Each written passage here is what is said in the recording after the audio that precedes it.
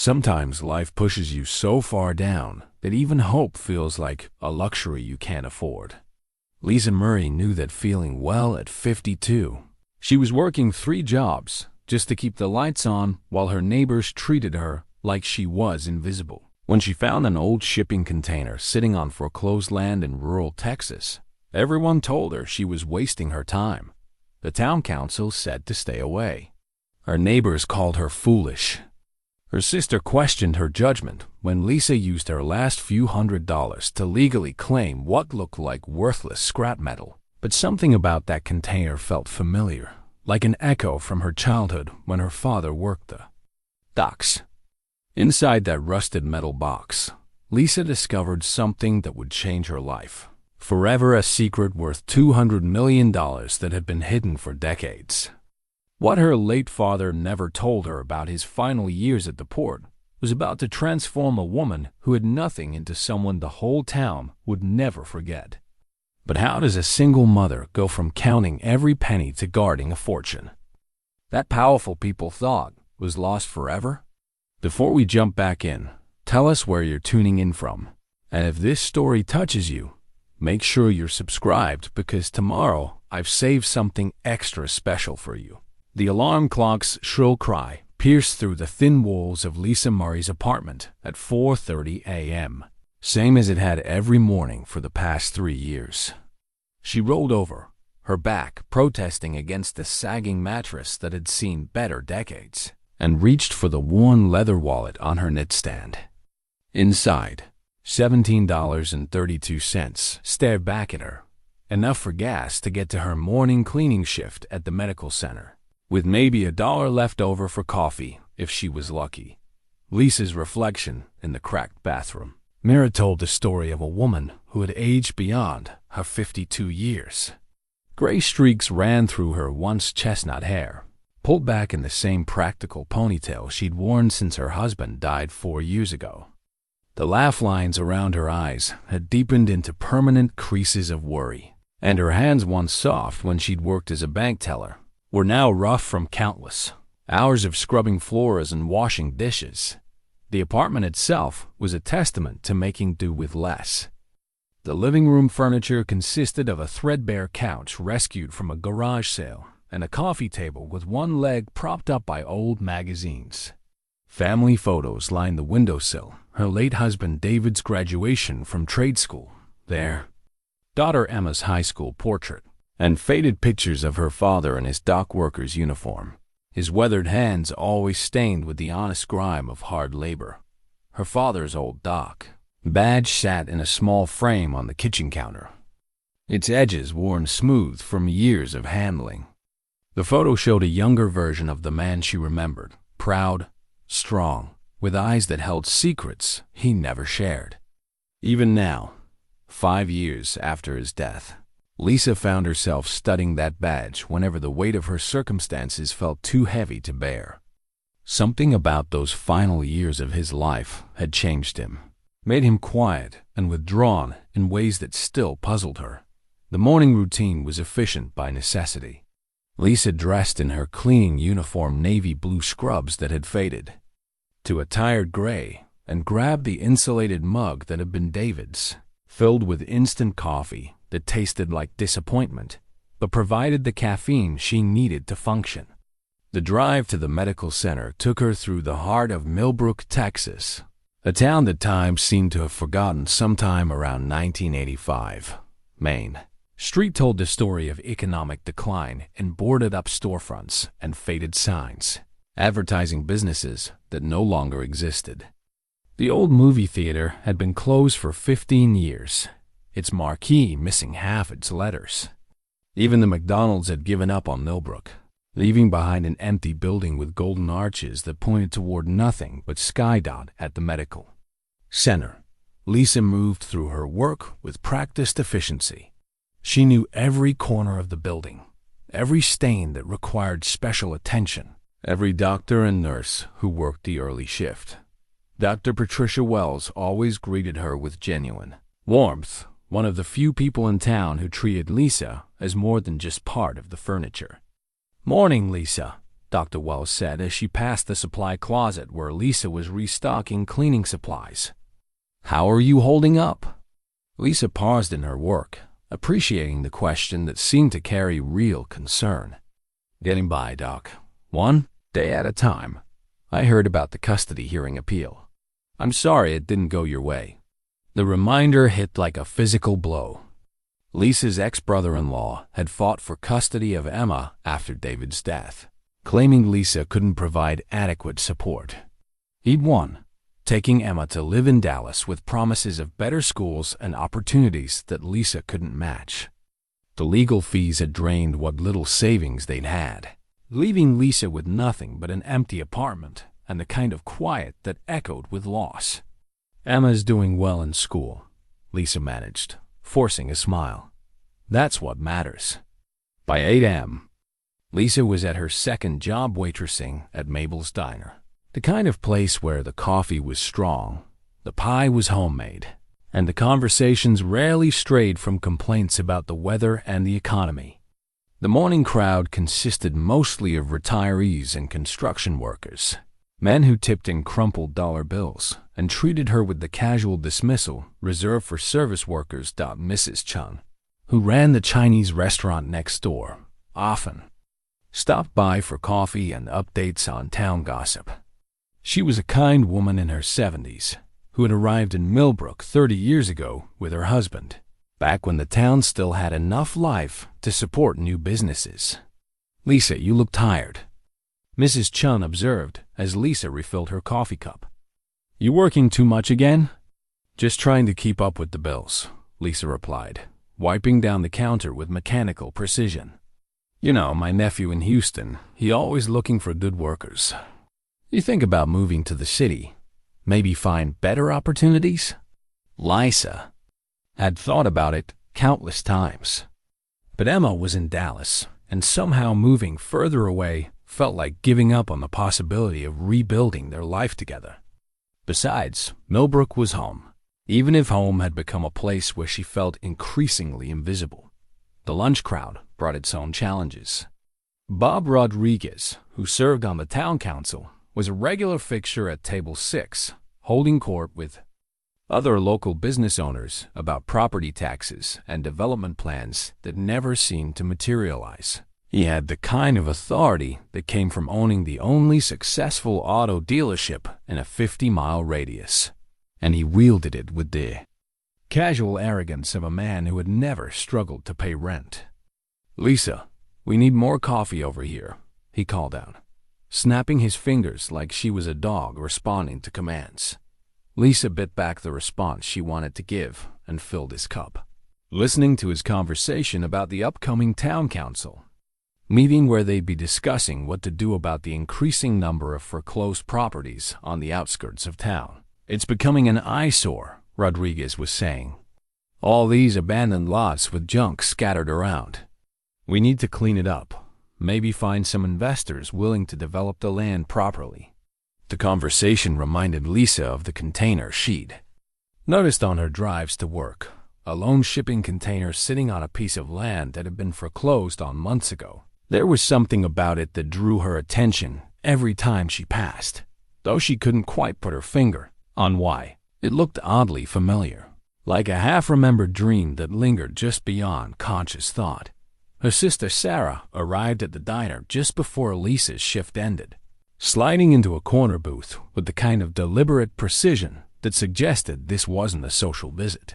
At 48, Sarah had managed to maintain the life that Lisa had lost: stable marriage, comfortable house in the suburbs, teenagers who still lived at home. But success had made her impatient with Lisa's struggles, as if poverty were a character flaw that could be corrected with sufficient willpower. "We need to talk," Sarah said without preamble as Lisa approached her table. "I'm still on shift for another 10 minutes. Sit down, Lisa. This is important."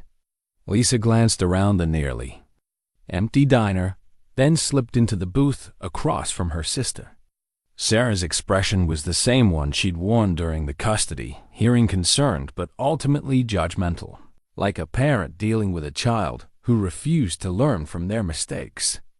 "I'd been thinking about your situation," Sarah began, her voice carrying the tone of someone who had already made all the important decisions.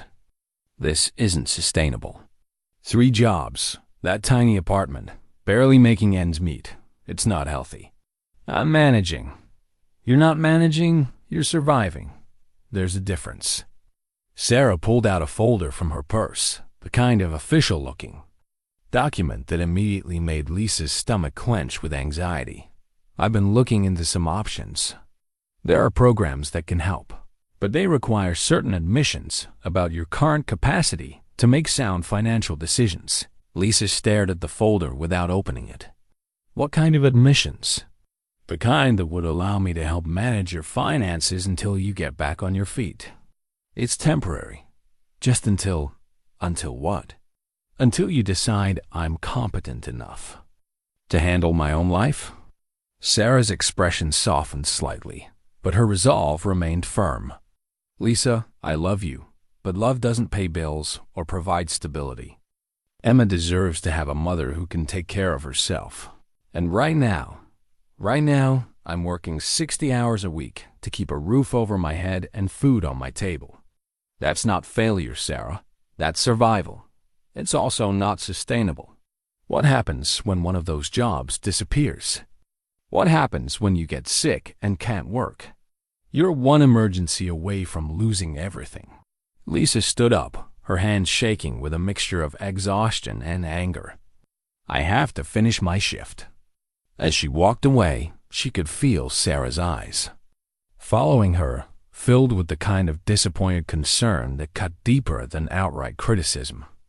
The folder remained on the table like an accusation, a reminder that even her own family had lost faith in her ability to rebuild her life. The drive home took her past the foreclosed property again, and this time Lisa pulled over to the side of the road.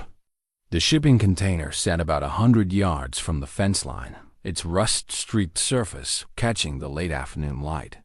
Something about it tugged at her memory, not just the sight of it, but something deeper, more personal. She thought about her father's stories from his years working the docks in Galveston, tales of ships arriving from distant ports with cargo that told stories of lives lived in places she could barely imagine. He'd come home with salt in his hair and mysteries in his eyes, speaking in half-sentences about shipments that went missing and manifests that didn't match their contents. During his final years, those stories had stopped. He'd grown quiet and worried, taking phone calls late at night and spending long hours staring out the window as if watching for something that never came. When he died, he'd left behind more questions than answers, along with a collection of old photographs and documents that Lisa had never quite found the time to go through properly. Standing there in the fading light, looking at that abandoned container, Lisa felt something she hadn't experienced in years, curiosity mixed with hope. Not the kind of desperate hope that accompanied lottery tickets and prayer, but something more substantial, more grounded in possibility. Maybe Sarah was right about one thing: survival wasn't enough anymore. Maybe it was time to take a risk, to bet on something other than the grinding certainty of barely getting by. The container might be nothing more than rusted metal and empty space, but it might also be something else entirely. As she drove home, Lisa's mind was already working through the possibilities. How much would it cost to legally claim abandoned property? What would she need to prove ownership? And most importantly, what was it about that container that felt like a message from her father, a whisper from the past that she was finally ready to hear? Lisa returned to the foreclosed property 3 days later, this time with a pair of bolt cutters borrowed from her neighbor and a determination that surprised even her. The morning mist clung to the abandoned land like a shroud, and the shipping container looked even more mysterious in the gray dawn light. She'd spent those 3 days researching abandoned property laws at the public library, taking notes on legal requirements and filing procedures with the careful attention of someone who couldn't afford to make mistakes. The closer she got to the container, the stronger that feeling of familiarity became. The rust patterns on its sides seemed to tell a story, and when she reached the heavy steel doors, she noticed something that made her heart skip. Faded shipping labels still clinging to the metal surface. The print was mostly illegible, weathered by years of Texas sun and rain, but she could make out fragments. Port of Galveston, Meridian Shipping, and a partial date that looked like it might be from the late 1980s.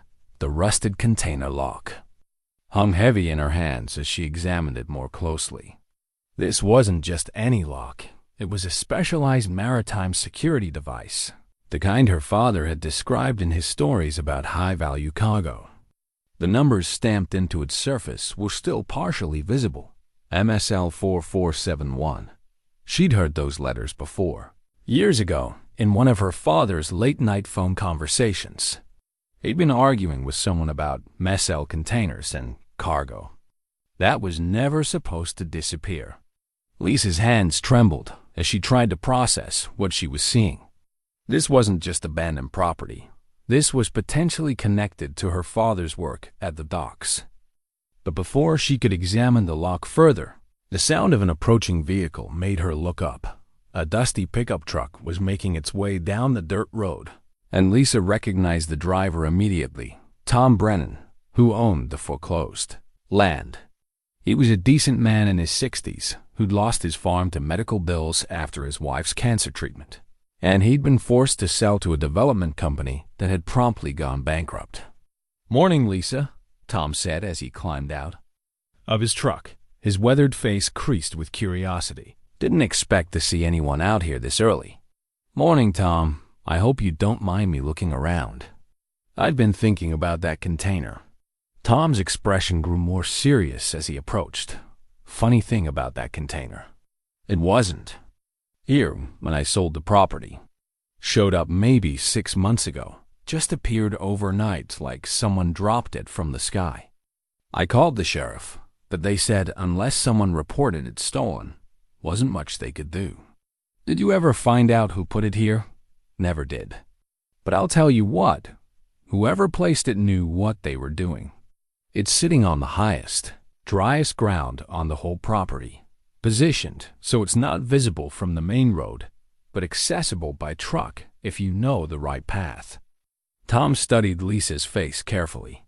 "You thinking about trying to claim it?" Lisa nodded, feeling foolish, but determined. "I know it probably sounds crazy. Honey, I've lived in this county for 63 years, and I've learned that sometimes the craziest ideas turn out to be the smartest ones. You want my advice? You go to that town council meeting next week, and you make your case. Just be prepared for some pushback." The town council meeting was held in the basement of the Methodist church, a cramped space with fluorescent lighting that made everyone look either pale or sickly.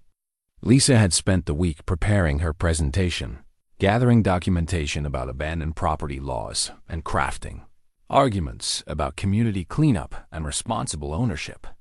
She'd even borrowed a dress from Sarah Navy Blue with pearl buttons, the kind of outfit that said responsible citizen rather than desperate woman. The meeting was already in progress when she arrived, with Bob Rodriguez holding court about potholes on Cedar Street and the need for better snow removal equipment. About 15 people filled the folding chairs, mostly longtime residents who treated town council meetings like a combination of public service and entertainment. When her name was called, Lisa walked to the front of the room with her manila folder of documents, feeling every eye in the room tracking her movement. Rodriguez looked up from his notes with the expression of a man who'd already made up his mind about whatever she was going to say. "Mrs. Murray," he began, consulting the agenda. "You're here about claiming abandoned property?" "Yes, sir. There's a shipping container on the old Brennan property that appears to have been abandoned. I've researched the legal requirements, and I believe I can meet all the necessary criteria to file a claim." A murmur went through the small audience, and Lisa caught fragments of whispered conversations. "Shipping container, that crazy woman, waste of time." Mrs. Chun gave her an encouraging nod from the third row. but most faces showed either skepticism or outright amusement. Rodriguez leaned back in his chair, clearly enjoying the moment. "Mrs. Murray, with all due respect, what exactly do you plan? To do with an old shipping container? You realize we're trying to clean up these abandoned properties, not encourage more people to collect junk." "It's not junk, sir. It's a legitimate maritime container that may have historical significance. I'm prepared to maintain it properly and cover all associated costs." "Historical significance?" This from Janet Walsh, who'd been on the council for 12 years and treated any new idea like a personal attack. "Lisa, honey, it's a big metal box sitting in a field. What kind of history could it possibly have?" Lisa felt her cheeks burn, but she pressed forward. "My father worked at the Port of Galveston for 30 years. He told me stories about containers that went missing during the shipping industry's transition in the 1980s. This container has markings that suggest it might be connected to that period." The room erupted in barely suppressed laughter. Rodriguez held up his hand for quiet, but his expression made it clear he was enjoying Lisa's discomfort. "Mrs. Murray, I appreciate your interest in local history, but we can't have people claiming abandoned property based on childhood stories. Do you have any concrete evidence that this container has actual value?" "Not yet, but then I'm afraid we can't approve your request. The county has enough problems without encouraging treasure hunts on foreclosed land." Lisa felt her face flush with humiliation, but something inside her refused to back down. "Mr. Rodriguez, according to state law, I don't need your approval to file a claim on abandoned property. I only need to follow the proper legal procedures, which I've researched thoroughly." The laughter stopped. Rodriguez's expression shifted from amusement to irritation. "Mrs. Murray, just because something is technically legal doesn't mean it's advisable. You're talking about spending money you don't have on a piece of junk that's probably not worth the cost of hauling it away. That's my decision to make." Is it?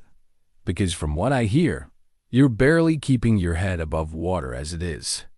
Maybe you should focus on more practical concerns." The comment hit like a slap. Lisa looked around the room and saw her financial struggles reflected in every face. They all knew about the custody battle, the multiple jobs, the threadbare existence that had become her life. But instead of sympathy, she saw pity mixed with the kind of superiority that came from watching someone else's failures from a safe distance. "You're right," Lisa said quietly.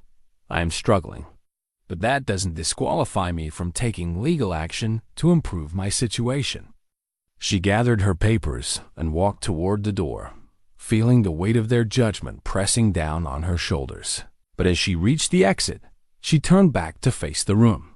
"My father spent 30 years working honest jobs to support his family. He taught me that sometimes the most important things in life are the ones other people think aren't worth pursuing. I'm going to file that claim, with or without your blessing." The drive home was a blur of humiliation and determination. Lisa's hands shook as she gripped the steering wheel, replaying every word of the meeting and questioning every decision that had brought her to this point.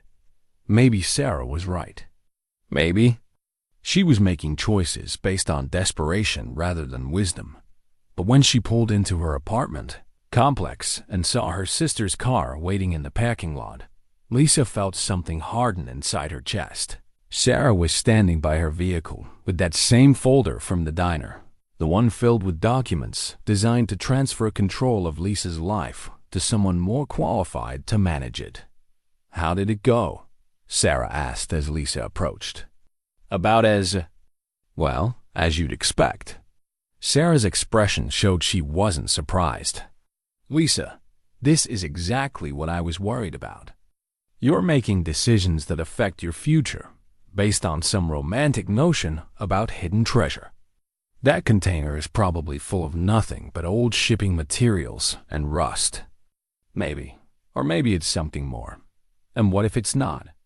What if you spend your last few $100s on legal fees and end up with nothing but a pile of scrap metal? What then? Lisa looked at her sister, successful, secure, surrounded by the kind of stability that had once seemed like Lisa's birthright. Sarah meant well, but she'd never understood what it felt like to have nothing left to lose except the possibility of something better. Then I'll have tried, Lisa said simply. I'll have bet on myself instead of accepting that this is all I deserve. Sarah opened the folder, revealing documents that would effectively make her Lisa's financial guardian. Sign these papers, Lisa. Let me help you make rational decisions until you're in a better place emotionally. Lisa stared at the documents, then at her sister's earnest face. For a moment, she wavered. It would be so easy to let someone else carry the weight of decision-making, to trade autonomy for security and hope for certainty. But then she thought about the container lock, heavy in her hands, marked with numbers her father had spoken about in worried whispers. She thought about the shipping labels that connected that abandoned container to the docks where her father had spent 3 decades learning secrets he'd never shared. No, Lisa said, the word coming out stronger than she'd expected. I'm going to file that claim tomorrow. Sarah's face crumpled with disappointment. Lisa, please. You're making a mistake that could cost you everything. Sarah, I've already lost everything. The only question now is whether I'm brave enough to risk what little I have left on the possibility of something better. As her sister drove away, Lisa stood in the empty parking lot and felt the weight of her decision settling around her like a cloak. Tomorrow she would go to the courthouse and file the paperwork that would either vindicate her instincts or confirm everyone's worst assumptions about her judgment. But tonight, for the first time in years, she felt like she was moving towards something instead of just running away from everything she'd lost. The container was waiting, keeping its secrets locked behind rusted metal and maritime security.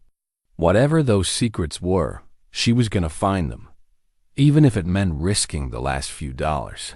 She had to her name and the final remnants of her reputation in a town that had already written her off as a cautionary tale about the dangers of dreaming too big when you had too little. The courthouse smelled of old paper and institutional coffee.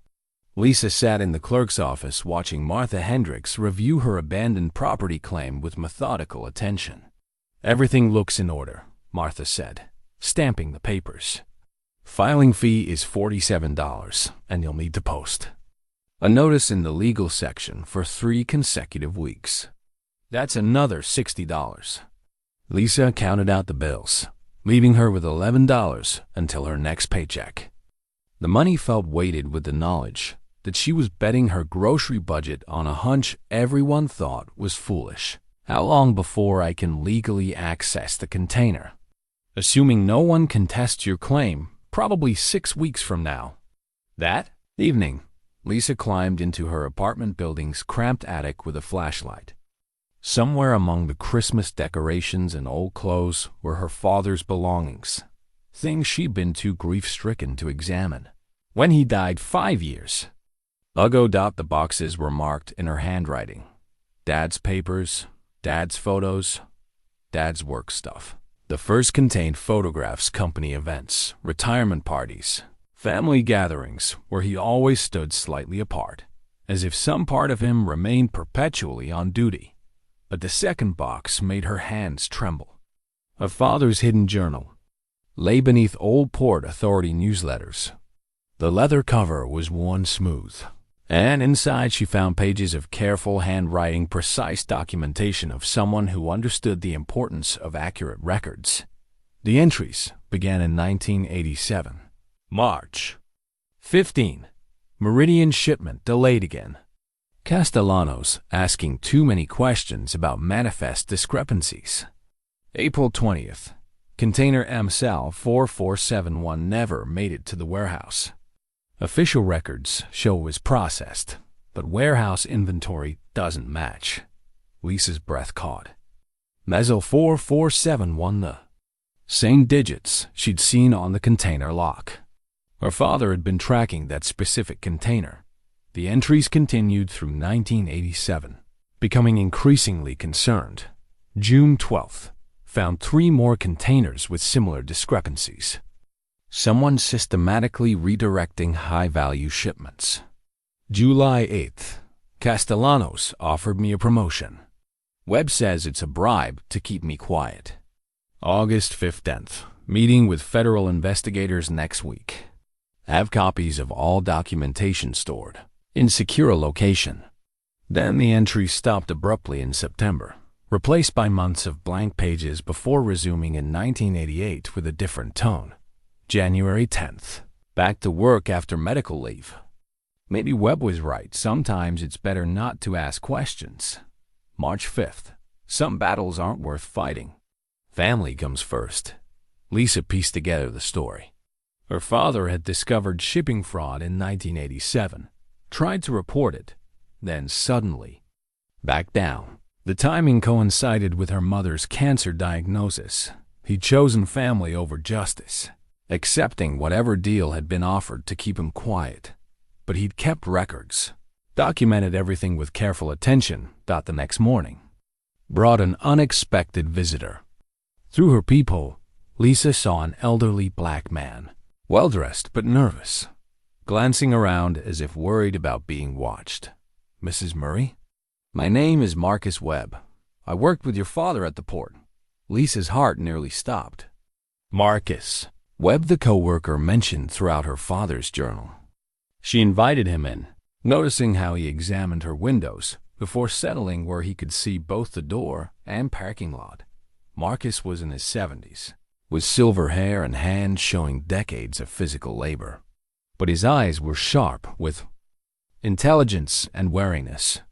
"I heard you filed a claim on an old shipping container," he said. "That container you're claiming, it's the one that started all our troubles back in '87. What was in it? That's complicated. What was supposed to be in it, what was actually in it, and what your father made sure stayed in it are 3 different things." Marcus studied her carefully. "Are you prepared for the possibility that claiming that container might put you in danger?" "What kind of danger?" "The kind that made your father stay quiet for the rest of his life. The kind that made me change my name and move to Arizona for 20 years. Marcus pulled out a yellowed newspaper clipping. "Port worker dies in apparent accident." The article described James Morrison, found at the bottom of a grain elevator shaft in October 1987. Jim Morrison was the 3rd man in our group. He was going to testify about the missing containers. They said he slipped and fell, but Jim knew every safety protocol by heart. Lisa stared at the clipping. "Are you saying he was murdered?" "People willing to steal millions in cargo weren't likely to let dock workers bring down their operation. After Jim died, your father and I got clear messages about what would happen if we continued asking questions."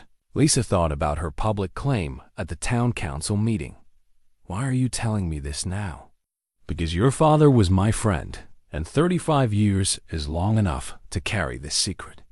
That container holds evidence that could bring justice for Jim Morrison and other victims." "What other victims?" "The stolen cargo wasn't just electronics or luxury goods. Some containers held evidence of human trafficking, drug smuggling, money laundering, crimes still happening today, run by people who got their start in the corruption we discovered." Lisa felt the weight of her father's journal. He hadn't given up on justice. He'd been waiting for the right person to carry the investigation forward. He never forgot, did he? Marcus shook his head. "Your father spent 20 years preparing for someone to find that container. He made sure the evidence was preserved, made sure someone who loved him would finish what we started." As Marcus prepared to leave, he handed Lisa a card with just a phone number. "That container is scheduled to be moved next week. Someone's monitoring your claim. If you're serious about getting justice for your father, you need to move fast." Lisa spent that afternoon at the library, researching Port of Galveston operations in the 1980s.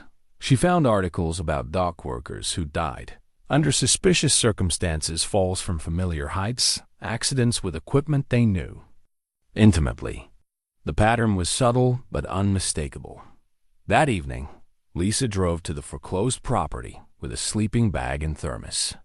If someone planned to move the container, she needed to witness it. Around 2 a.m., headlights appeared. 3 vehicles with lifting equipment. Men emerged with military precision, working in coordinated silence. Lisa managed to record license plates before accidentally stepping on a branch. The noise froze all activity. The leader signaled his team, and Lisa realized she had seconds before they reached her position. She stood up, phone recording, and walked toward them with forced confidence. This is private property, and that container is under legal claim. The leader assessed her calmly. Ma'am, you need to leave immediately. This is official business. I don't see any county vehicles or uniforms. After whispered conversations mentioning the daughter, and Webb talked to her, the leader made a surprising decision. Pack it up. We're leaving the container. As they departed, the leader approached Lisa. You're playing a dangerous game. The people who want that container have resources you can't imagine. Walk away from this. That container belonged to my father. Whatever's inside, he meant for me to find it. Your father made smart choices. He knew when to fight and when to protect what mattered most. As the convoy disappeared, Lisa realized the stakes had escalated beyond anything she'd imagined. But they'd retreated when faced with determination and legal documentation. Whatever her father had hidden was valuable enough to steal, but dangerous enough that taking it by force would create problems. Standing in the dawn light, Lisa made a promise to honor her father's sacrifice and ensure his evidence would finally bring justice. The next morning, Lisa's hands shook as she made coffee, the adrenaline from the midnight confrontation still coursing through her system. She barely slept, but her mind was clearer than it had been in years. The phone number Marcus had given her felt like a lifeline, but she needed more information before making that call. At the library, Lisa dove deeper into the newspaper archives, searching for anything related to the Meridian Star incident her father had mentioned in his journal. What she found made her stomach clench with recognition. The 1987 newspaper clipping was buried in the local section. Easy to miss unless you knew what to look for. The headline read, Cargo ship Meridian Star reports missing container during Gulf storm. The article was brief, clinical in its description of a routine shipping incident. One container lost overboard during rough weather. Cargo valued at approximately $400,000. Insurance claim filed with Lloyd's of London, but the details that mattered were in the fine print. The missing container was listed as MSL 4471, and the ship's manifest indicated it contained electronics and machinery bound for a Houston distributor. The article mentioned that Port of Galveston officials had launched an investigation into the incident, led by Harbor Authority Supervisor Vincent Castellanos. Lisa's blood ran cold as she read that name again. Vincent Castellanos, the same man her father had mentioned repeatedly in his journal, the one who'd offered the convenient promotion and seemed satisfied when her father stopped asking questions.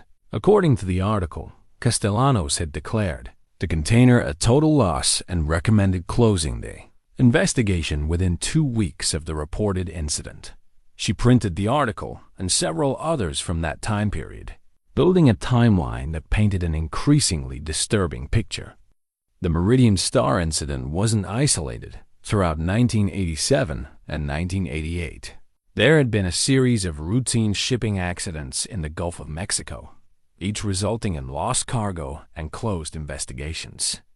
The pattern was subtle but consistent.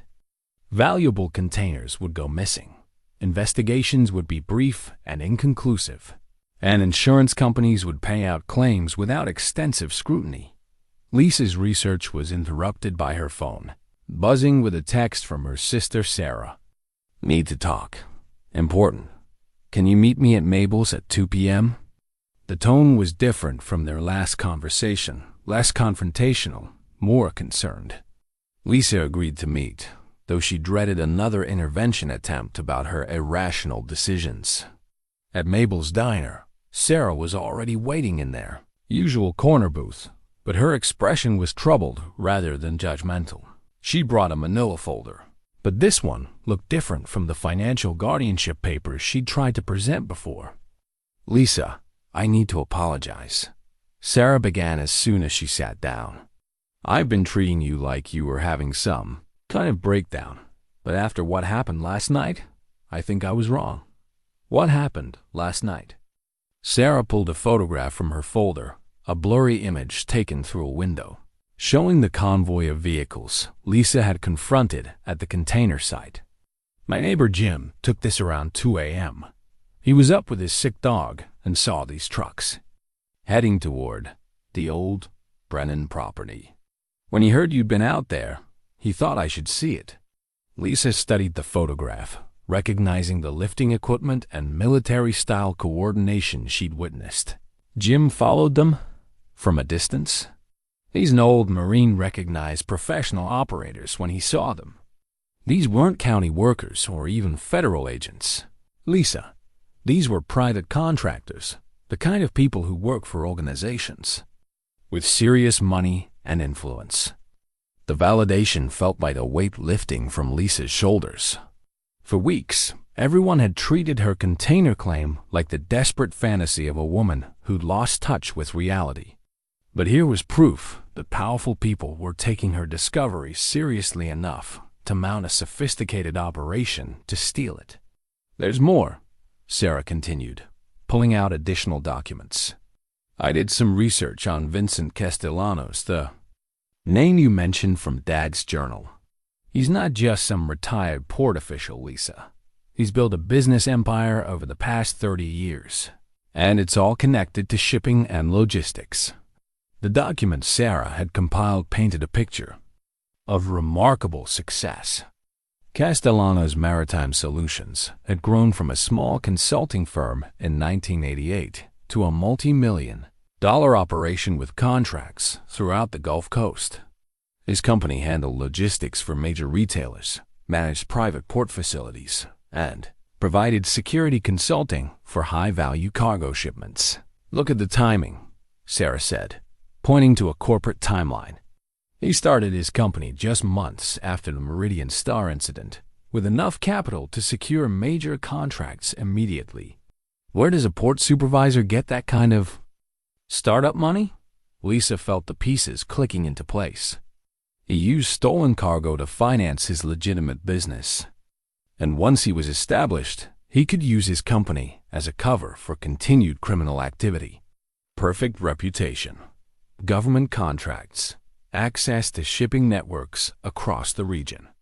Sarah leaned forward, her voice dropping to a whisper. "Lisa, I think Dad discovered something that could bring down a criminal network worth hundreds of millions of dollars.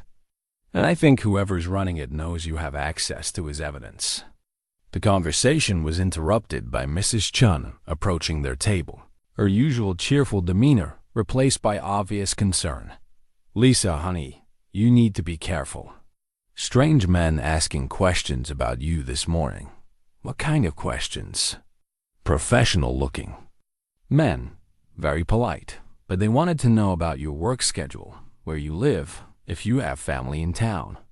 I told them nothing, but they talked to other business owners too. Lisa felt a chill of recognition. The same kind of systematic intelligence gathering the contractors had probably used before their midnight operation. Someone was conducting surveillance, mapping her life and looking for vulnerabilities.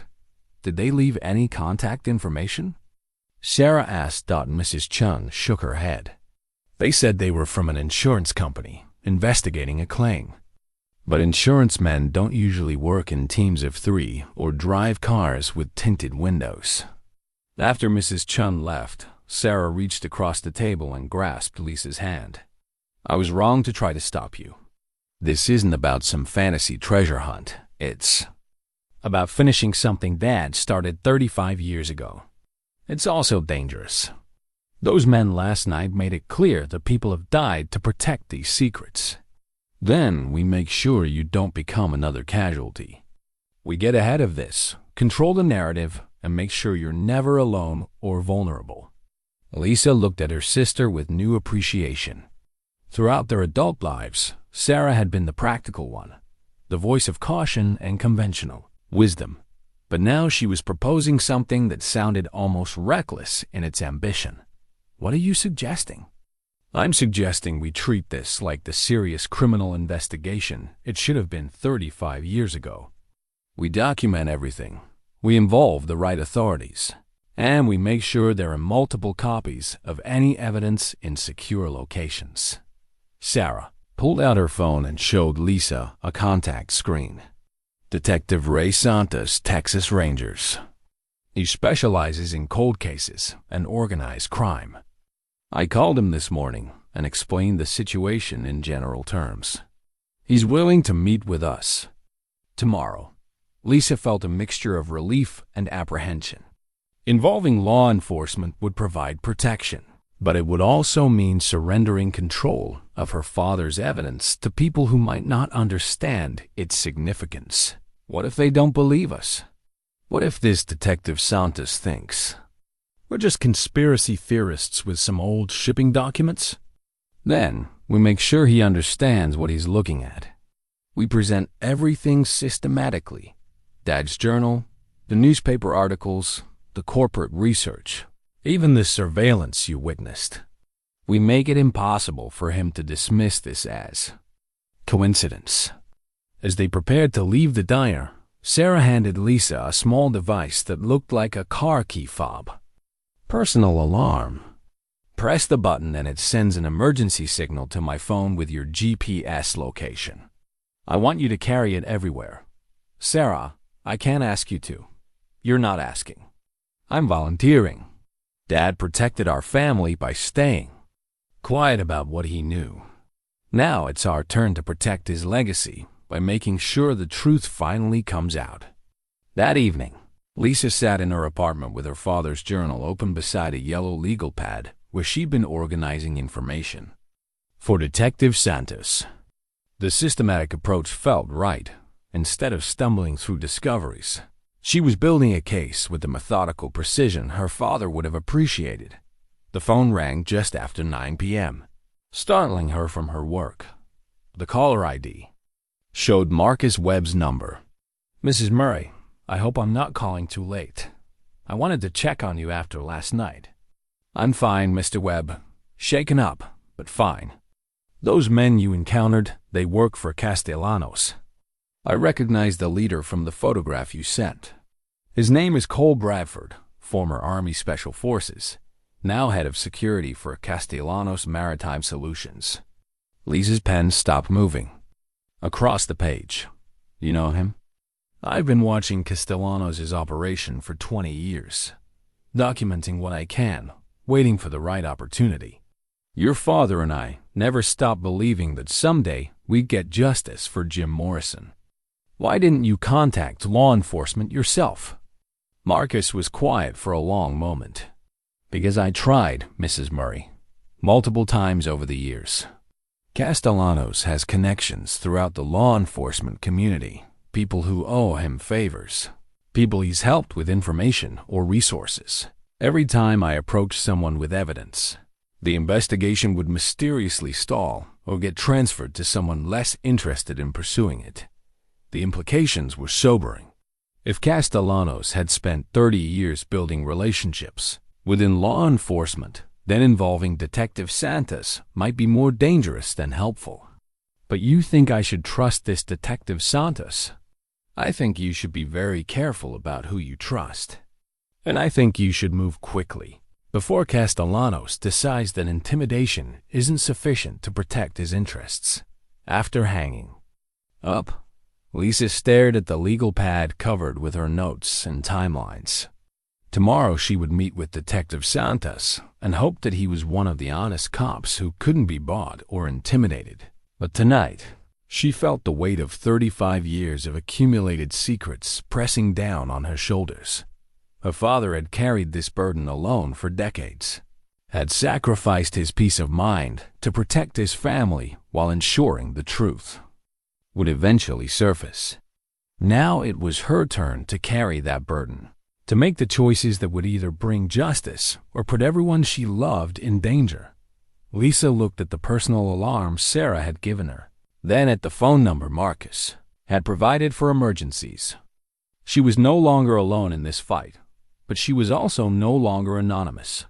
Whatever happened next, there would be no going back to the simple life of working 3 jobs and counting pennies.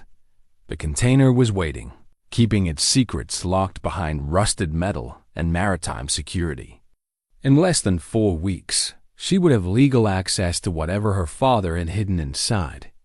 The question was whether she would live long enough to see it opened, and whether the evidence it contained would be worth the price she was already paying to obtain it. Detective Ray Santos looked exactly like what Lisa had expected from a Texas Ranger weathered face. Steady eyes and the kind of quiet authority that came from decades of dealing with dangerous people. They met at a coffee shop in the next county, a precaution Sarah had insisted upon after Marcus's warnings about Castellanos' law enforcement connections. "Mrs. Murray, your sister gave me a general overview of your situation," Santa said, settling into the booth across from them. "Before we go further, I want you to understand that if this is what it appears to be, we're talking about a federal investigation with significant risks for everyone involved." Lisa spread her father's journal, the newspaper clippings, and Sarah's corporate research across the table. "Detective, my father documented a criminal conspiracy that's been operating for 35 years. People have died to protect these secrets, and now they're threatening me to keep the evidence buried." Santos examined the documents with the methodical attention of someone trained to spot patterns and connections.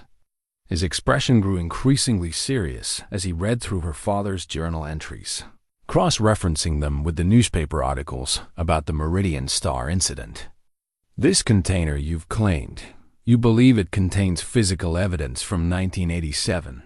My father's journal mentions secure storage locations where he hid documentation before the federal investigation was compromised. That container appeared on the foreclosed property 6 months ago, right around the time word started spreading that the land might be developed." Santos made notes in a small pad, his handwriting as precise as her father's had been. "Tell me about the surveillance you've encountered." Lisa described the midnight operation, Cole Bradford's team, and the systematic intelligence gathering Mrs. Chun had witnessed. Santos listened without interruption, occasionally asking for specific details about vehicle descriptions, personnel count, and operational procedures. "Bradford's name is familiar," he said finally. "Former Special Forces. Clean record, but he's been connected to several private security firms with questionable client lists. If Castellanos hired him, this operation has serious funding and professional capabilities." Sarah leaned forward. "Detective, what kind of protection can you provide? These people have already demonstrated they're willing to use force." "That depends on what we find when we open that container. If it contains evidence of federal crimes, we can involve the FBI and provide witness protection. But until then, my resources are limited." Santos closed his notebook and looked directly at Lisa. "Mrs. Murray, I need to ask you something, and I want a completely honest answer. Are you prepared for the possibility that opening that container might not give you the justice you're seeking?" "What do you mean?" "Criminal conspiracies that survive for 35 years don't do so by accident.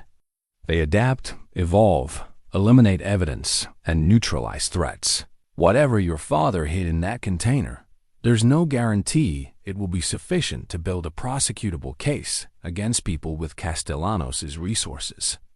Lisa felt a familiar weight settling in her chest, the same crushing disappointment she'd experienced during the custody battle, when lawyers had explained that legal victory wasn't always about truth or justice, but about evidence and procedure. "Are you saying we should give up?" "I'm saying you should understand the stakes. If we open that container and find concrete evidence of ongoing criminal activity, we'll have a chance at real justice.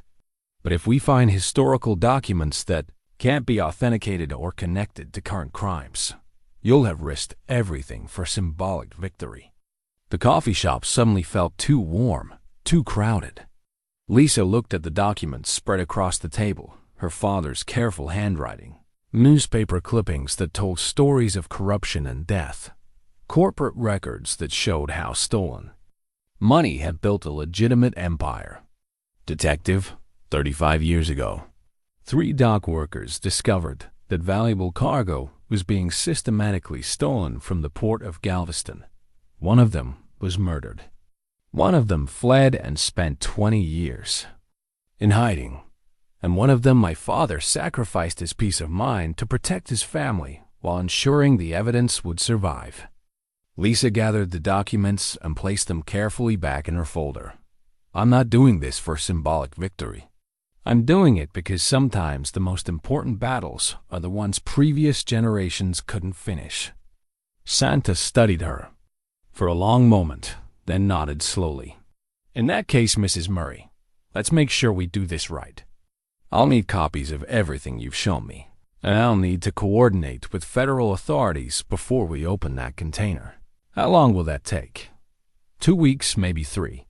I need to identify agents who aren't connected to Castellanos' network, and I need to establish secure communication channels. This kind of investigation requires careful preparation." As they prepared to leave, Santos handed Lisa a business card with multiple phone numbers: day phone, night phone, and emergency contact. If you feel threatened in any way, call immediately. Don't try to handle this alone. The drive home was quiet. Both sisters lost in their own thoughts about the commitment they'd just made.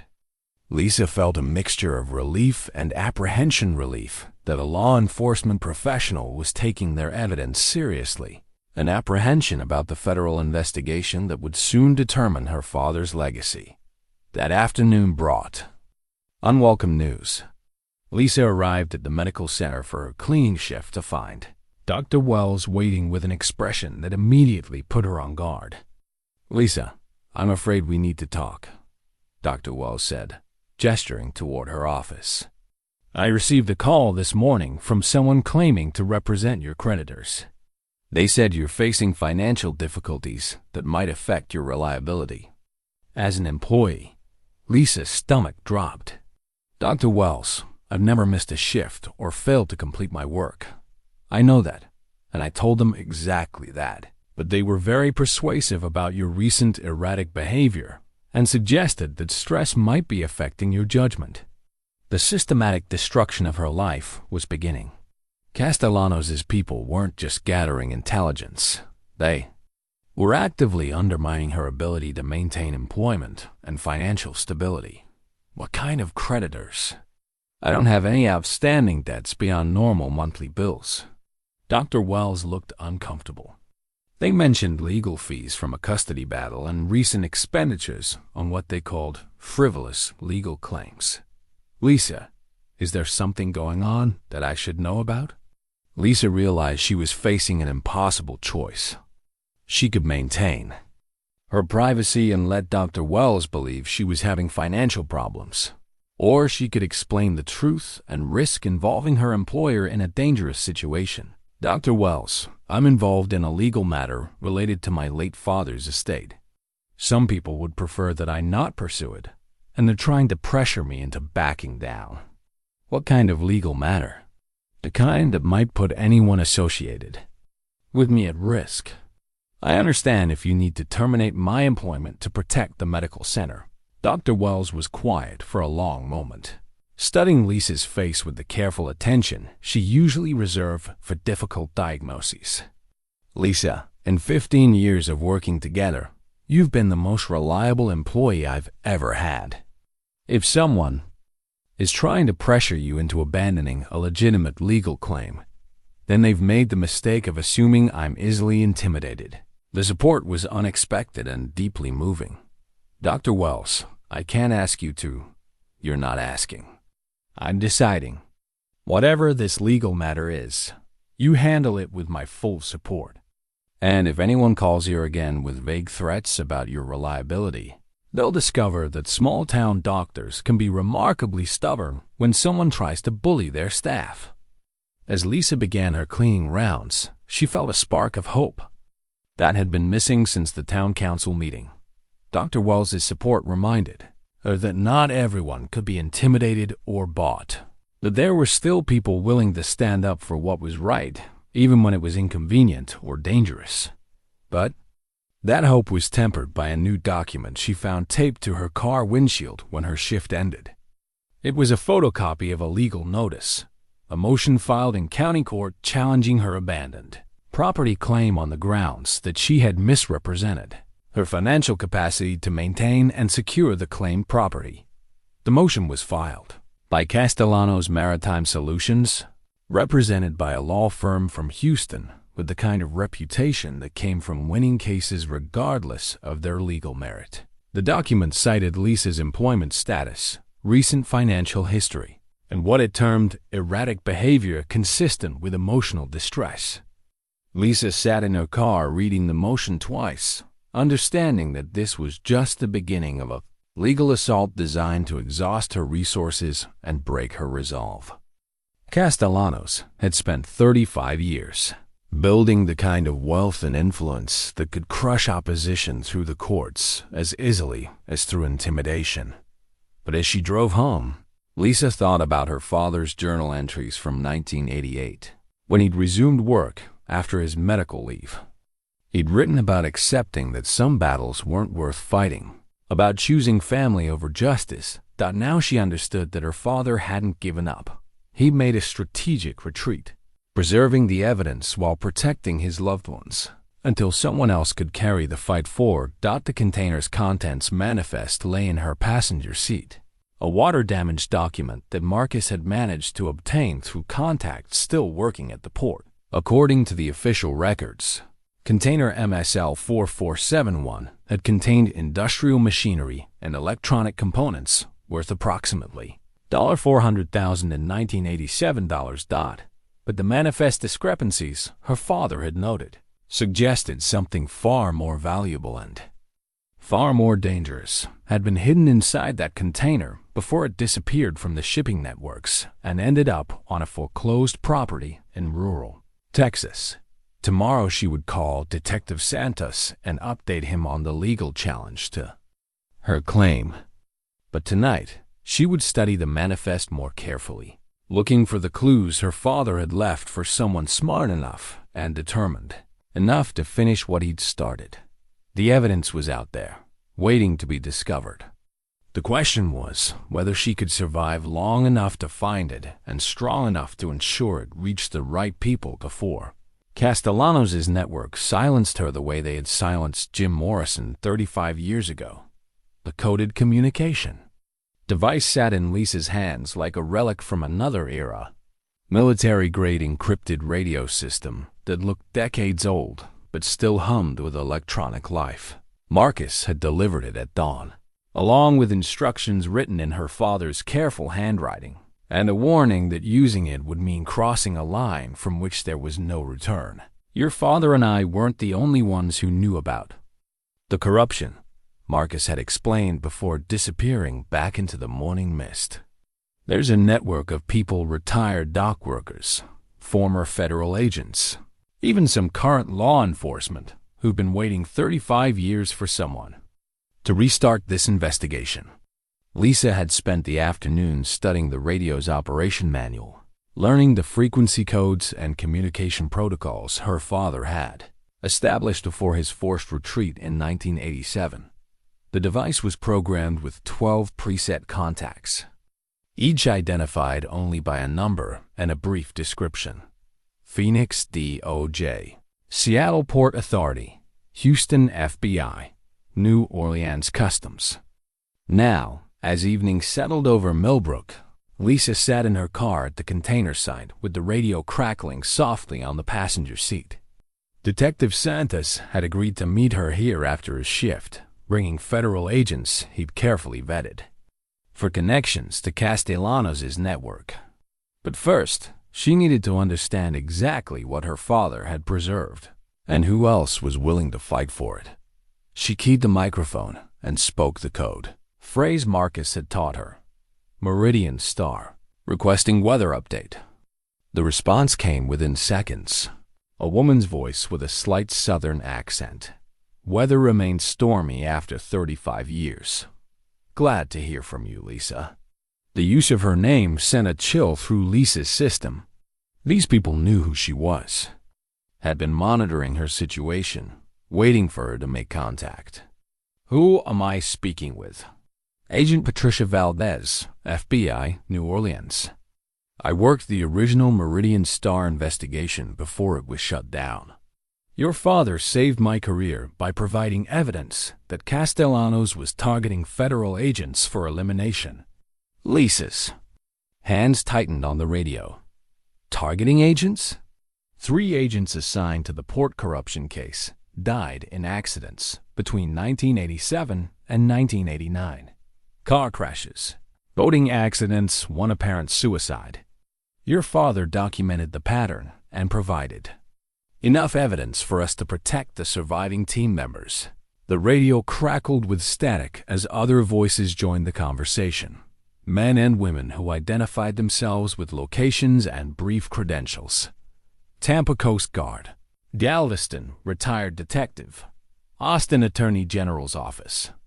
Each voice represented someone whose life had been touched by the conspiracy her father had discovered. People who'd spent decades waiting for the opportunity to complete the investigation that had cost so many lives. Lisa, Agent Valdez continued, we need you to understand something.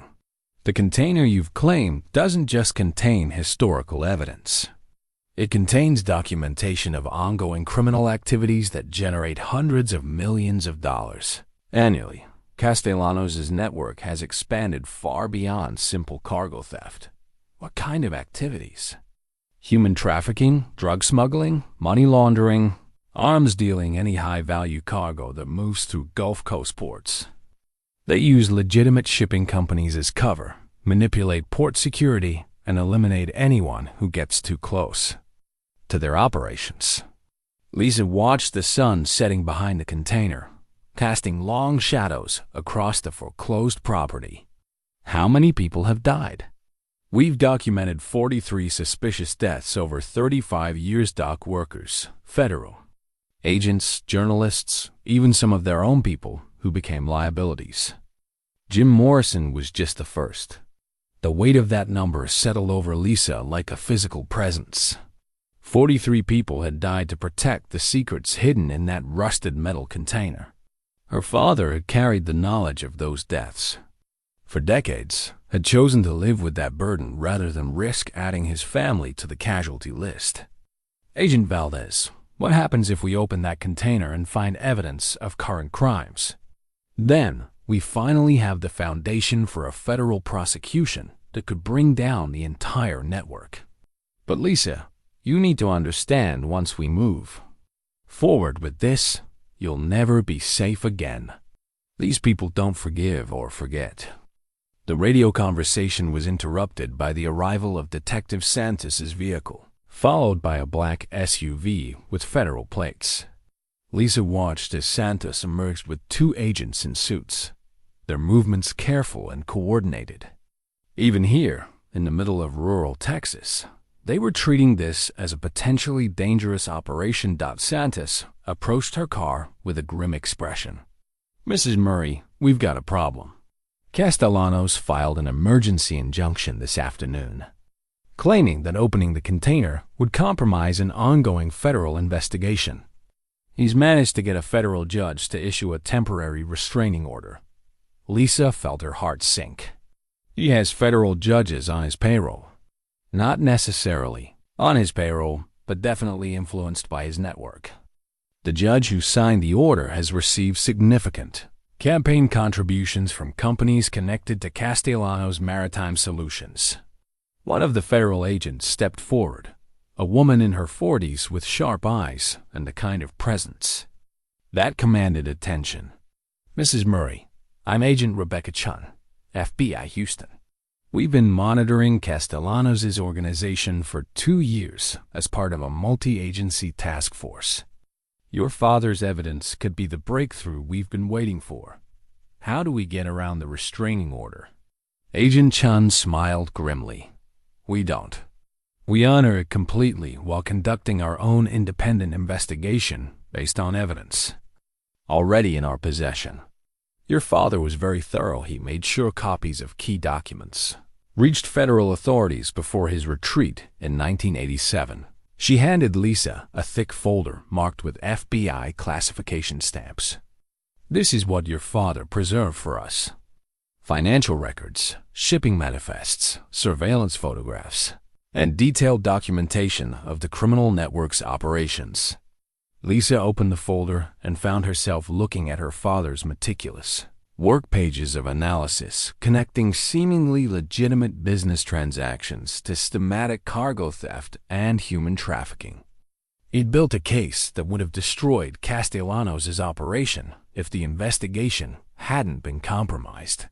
Why didn't you act on this evidence before now? Because without the physical evidence in that container, we couldn't prove chain of custody or authenticate the documents in court. Castellanos' lawyers would have argued that everything was fabricated or taken out of context. Detective Santos checked his watch. The restraining order expires in 72 hours unless Castellanos can convince the judge to extend it. Our intelligence suggests he's planning to move the container before then. Agent Chan nodded. Which is why we're implementing a surveillance operation starting tonight. If Castellanos attempts to remove evidence from a federal crime scene, we'll have grounds to intervene regardless of the restraining order. As the agents prepared their surveillance equipment, Lisa realized that the investigation had moved beyond her control. Federal authorities were taking charge, treating her father's evidence as the foundation for a prosecution that could reshape law enforcement's understanding of organized crime in the Gulf Coast region. But she also realized that her role wasn't over. She was the key witness, the daughter of the man who'd risked everything to preserve the truth. Without her testimony connecting the historical evidence to current crimes, the prosecution would struggle to present a coherent narrative to a jury. Agent Chun, what kind of protection can you provide if I testify? Full witness protection if necessary. New identity, relocation, federal marshals, whatever it takes to keep you alive long enough to see justice done. Lisa looked at the container one more time, thinking about the night her father had hidden evidence that would wait 35 years to see daylight. He'd made the ultimate sacrifice, choosing to live with secrets rather than endanger his family. Now, it was her turn to make the choice between safety and justice. But unlike her father, she wasn't alone. She had federal agents willing to risk their careers, a network of allies who'd waited decades for this opportunity, and evidence that could finally bring peace to the families of 43 victims. Encrypted radio crackled one more time as Agent Valdez's voice cut through the static. Lisa, your father would be proud of what you're doing. Jim Morrison's widow is 87 years old now, and she's never stopped hoping that someone would finally get justice for her husband's murder. As darkness settled over the Texas landscape, Lisa made her decision. Tomorrow she would formally agree to cooperate with the federal investigation, would sign documents that would make her a target for the rest of her life. But tonight, she felt something she hadn't experienced since before David's death. The certainty that she was exactly where she needed to be, doing exactly what she was meant to do. The container sat in the darkness, keeping its secrets for 3 more days. But those secrets were no longer buried.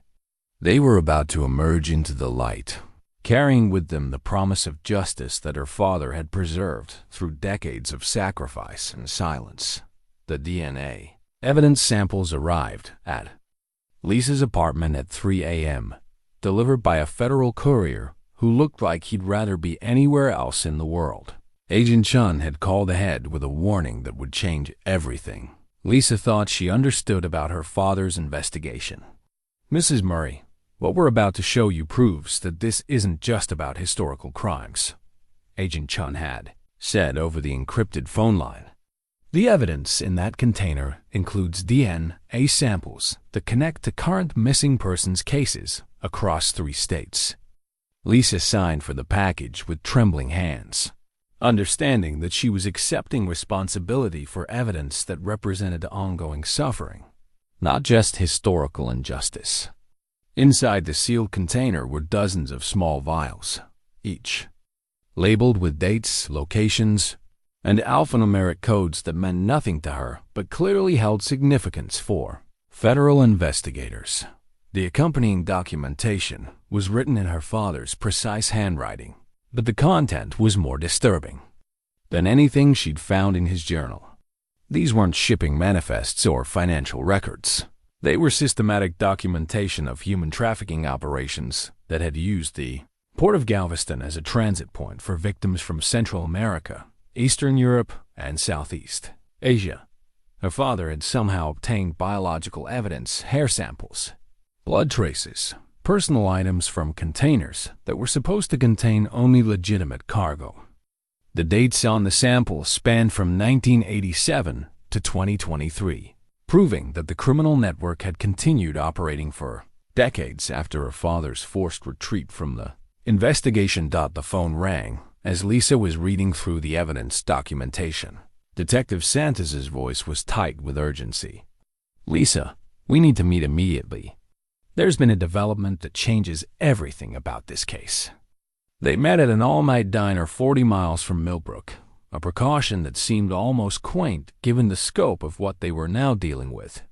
Santos arrived with Agent Chun, and a man Lisa didn't recognize older, with the kind of weathered face that suggested years of difficult decisions. "Mrs. Murray, this is Marcus Webb," Santos said as they settled into a corner booth. Lisa stared at the man across from her. "But I already met Marcus Webb."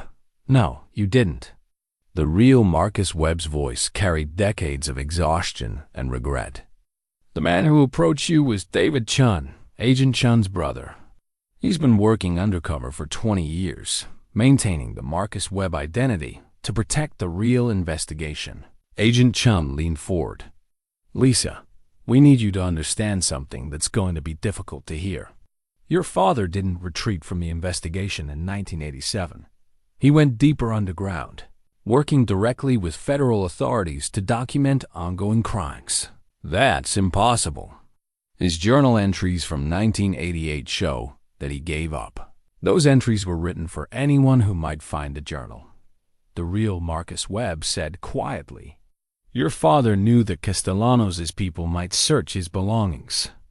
Eventually, the real documentation was hidden elsewhere, and the evidence in that container proves he never stopped investigating."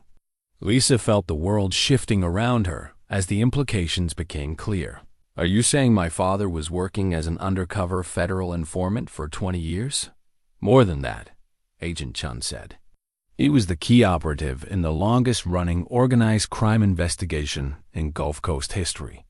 Every promotion he received, every expansion of his responsibilities at the port, it was all coordinated with federal authorities to give him access to more evidence."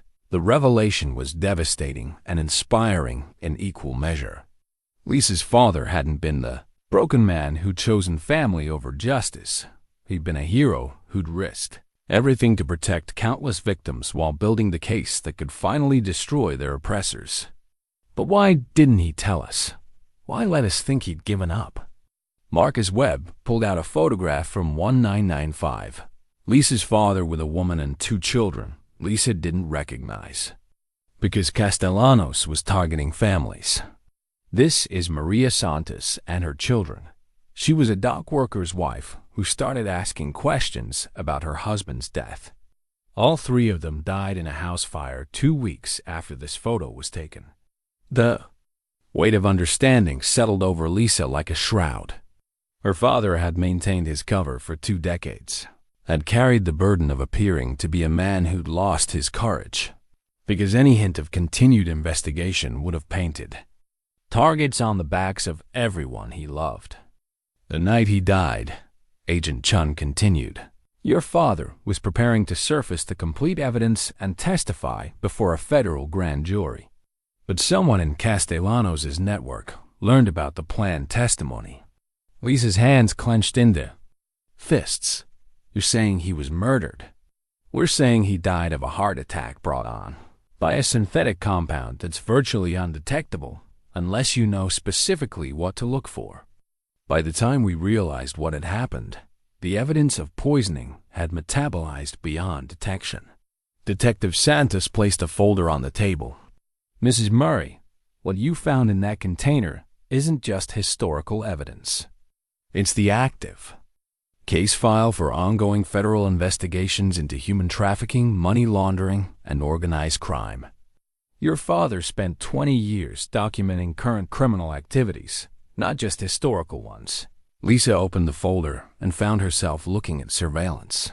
Photographs from 2023 shipping containers being loaded at facilities throughout the Gulf Coast.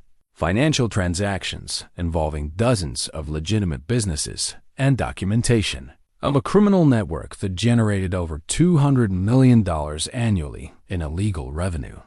This is happening now? Right now, Agent Chun confirmed. The container you claimed contains evidence of crimes committed last month. DNA samples from trafficking victims, financial records from money laundering operations, even recordings of conversations between high-ranking members of Castellanos' organization. The real Marcus Webb leaned back in his seat. Your father didn't just preserve evidence of historical crimes, Lisa. He spent 2 decades infiltrating and documenting an active criminal enterprise. The question now is whether we can use that evidence to save current victims and prevent future ones. Agent Chun pulled out her phone and showed Lisa a series of missing persons reports. These are people who disappeared in the past 6 months, immigrants seeking asylum, runaway teenagers, young women who answered employment advertisements for non-existent jobs. Based on your father's evidence, we believe they're all being held in facilities connected to Castellanos' network. Lisa stared at the faces on the screen, young people who should have been starting careers or families, instead trapped in situations she could barely imagine. How many? Currently? We estimate between 200 and 300 people in various stages of transportation through the network. But if we can act on your father's evidence, we can potentially save all of them. The enormity of the situation was overwhelming. Lisa had thought she was seeking justice for historical crimes and her father's death. Instead, she'd uncovered evidence that could rescue hundreds of current victims and prevent countless future abductions. What do you need from me? Detective Santos consulted his notes. Tomorrow, Castellanos is planning to move the container before the restraining order expires. Our surveillance indicates he's assembling a team to extract it during a 12-hour window when local law enforcement will be distracted by a coordinated series of false emergencies. You're going to let him take it? We're going to let him try, Agent Chun said with a grim smile. Because attempting to remove evidence from a federal crime scene will give us legal justification to arrest everyone involved and seize all related assets. Lisa realized they were describing a carefully orchestrated trap with the container as bait and Castellanos' desperation as the trigger. But she also realized that the success of the operation depended on her willingness to put herself in danger. One more time. What's my role in this? You're going to be at the container site when Castellanos' team arrives, Marcus Webb said. You're going to exercise your legal right to inspect property you've claimed, and you're going to document everything they do when they try to stop you. The plan was elegant and terrifying. Lisa would serve as both witness and catalyst, her presence forcing Castellanos' people to reveal their criminal intent, while federal agents recorded everything for use in court. And if something goes wrong? Agent Chun's expression was serious but determined. Then you'll join the 43 other people who died trying to stop this network. But Lisa, if we don't act now, if we let Castellanos destroy this evidence, then hundreds of current victims will never see freedom, and thousands of future victims will never get the chance to escape. As they prepared to leave the diner, the Real Marcus Webb handed Lisa a small device that looked like a hearing aid. Your father's final gift to the investigation. It's a recording device he designed specifically for this operation. Everything you see and hear tomorrow will be preserved as evidence, even if they search you and confiscate obvious recording equipment. Lisa looked at the device, understanding that her father had spent years preparing for this moment, had anticipated that someone would eventually have to risk everything to complete his investigation. He'd built the tools, preserved the evidence, and created the network of allies that would make justice possible. Tomorrow she would stand in front of that container and face the people who had killed her father. But she wouldn't be alone. She would carry 2 decades of his careful preparation, supported by federal agents who'd waited their entire careers for this opportunity, armed with evidence that could finally bring peace to the families of dozens of victims. The container held more than historical documents. It held the power to save lives, to destroy a criminal empire, and to prove that sometimes the most important battles are fought by ordinary people who refuse to let evil triumph through their silence. Lisa sat in her apartment at 4 a.m., staring at the small recording device that represented her father's final contribution to a 20-year investigation. In 6 hours, she would drive to the container site and set in motion events that would either destroy a criminal empire or add her name to the list of people who had died trying.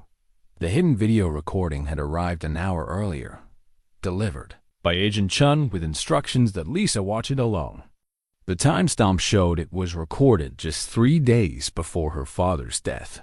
In what appeared to be a storage unit she didn't recognize, her father looked directly into the camera, his eyes carrying the weight of 2 decades of secrets. When he spoke, his voice held the calm authority of a man who had made peace with the consequences of his choices. Lisa, if you're watching this, then the investigation I've spent 20 years building is finally coming to light. What I'm about to tell you will be difficult to hear, but you need to understand the full scope of what we're fighting against. He held up a thick folder marked with federal evidence tags. This container holds documentation of a criminal network that has operated with impunity since 1987. They've trafficked over 3,000 people, laundered nearly $1 billion, and murdered anyone who threatened their operations. But, more importantly, they're still active.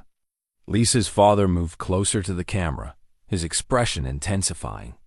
The evidence in MSL 4471 includes financial records showing that Castellanos Maritime Solutions currently holds 47 people in facilities across Texas and Louisiana. These aren't historical crimes. Lisa, these are people who need to be rescued in the next few weeks, or they'll disappear forever. The video continued with her father methodically explaining the criminal network's current operations, the location of trafficking facilities, and the identities of government officials who had been compromised through bribery or intimidation. But it was his final message that broke Lisa's heart and strengthened her resolve simultaneously. I know this burden should never have fallen on you, but you're the only person I trust to see this through. The federal agents involved in this case are good people, but they work within a system that Castellanos has spent 35 years learning to manipulate. You're outside that system, which makes you both vulnerable and powerful. Her father reached into his shirt and pulled out a small silver locket, the same one Lisa remembered him wearing throughout her childhood. This contains the access codes to safety deposit boxes in 3 states. Each box holds backup copies of the evidence, ensuring that even if something happens to the container, the investigation can continue. He opened the locket, revealing a series of numbers and letters that meant nothing to Lisa, but clearly represented years of careful preparation. I've arranged for these codes to be given to you only if the primary evidence is threatened. Agent Chun has the authentication protocols. The video ended with her father's final words. Lisa, I need you to know that every decision I made, including the decision to stay silent for so Many years was made out of love for you and our family. But now it's time for the silence to end. These victims deserve justice, and you're the key to giving it to them.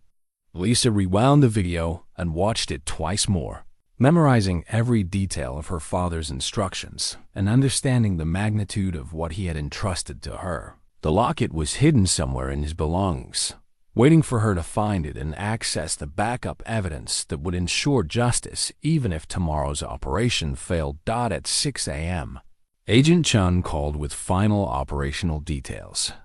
Lisa, we've confirmed that Castellanos is assembling a team for extraction this morning.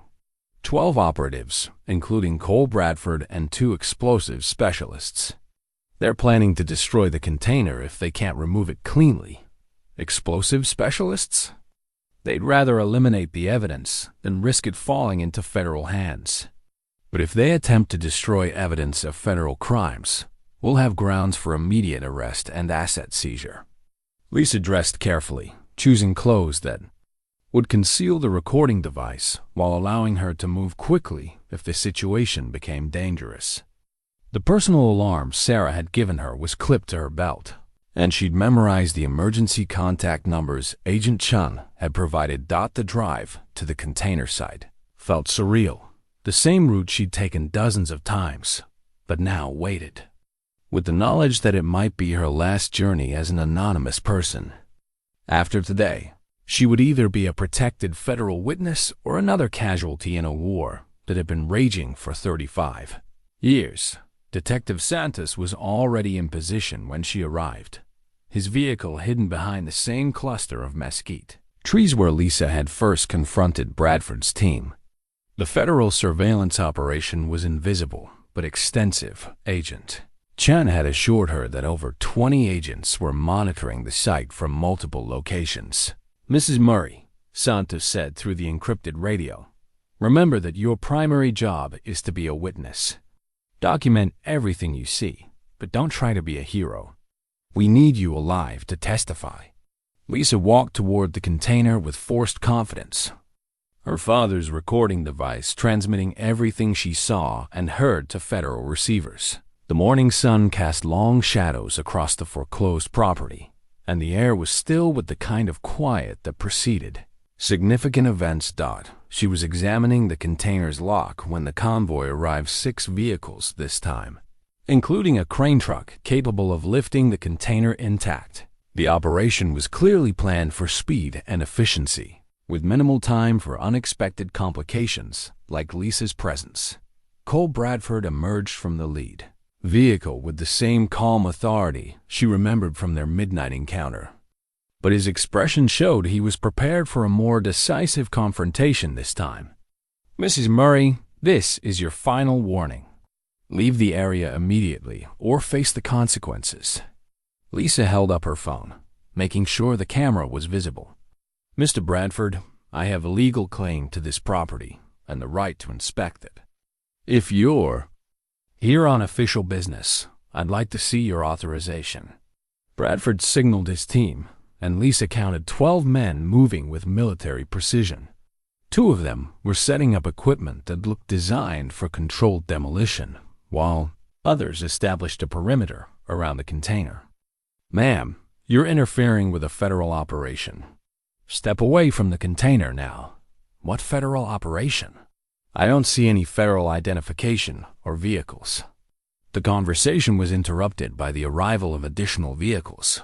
Lisa recognized Bob Rodriguez from the town council, along with 2 men in expensive suits who looked like corporate executives rather than law enforcement officers. One of the executives approached Bradford. Status report. How long until extraction? 20 minutes if this civilian cooperates. 45 minutes if we have to relocate her. Lisa realized she was witnessing the coordination between Castellanos' criminal network and corrupt local officials. Rodriguez wasn't just an unsympathetic town council member. He was actively involved in covering up federal crimes. Mr. Rodriguez, Lisa called out, I'm surprised to see you here. Is the town council now involved in removing legally claimed property? Rodriguez's response revealed more than he intended. Mrs. Murray, this container is connected to ongoing federal investigations that supersede your local claim. These gentlemen are here to ensure evidence isn't compromised. The recording device captured every word as Rodriguez essentially admitted his knowledge of federal crimes and his cooperation with people attempting to obstruct justice. Bradford checked his watch and made a decision that surprised Lisa. Change of plan. We're opening the container here and removing only the critical evidence. Prepare the cutting equipment. Lisa watched as the demolition specialist began setting up thermal cutting tools, designed to breach the container's security lock. She realized this was the moment Agent Chun had been waiting for, clear evidence of destruction of federal evidence that would justify immediate intervention. But she also realized that once the container was opened, there would be no going back.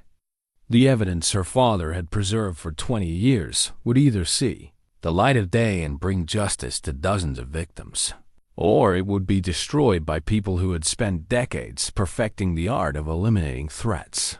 The morning sun climbed higher as the cutting equipment powered up, filling the air with the sound of industrial machinery and the promise of revelations that would change everything.